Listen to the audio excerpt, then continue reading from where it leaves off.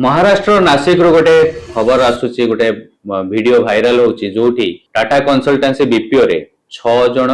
मुस्लिम team lead arrest हेचंती कोन पई अरेस्ट हेचंती ना तांको विरुद्ध रे 8 जण स्टाफ लेडी स्टाफ हिंदू lady staff molestation case allegation आनिथिले से माने कहबा कथा जे से माने बारंबार एचआर को मध्य जणैथिले जे एई टीम लीडर माने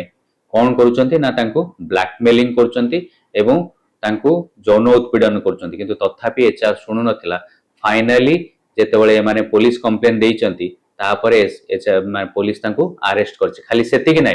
इवन गोटे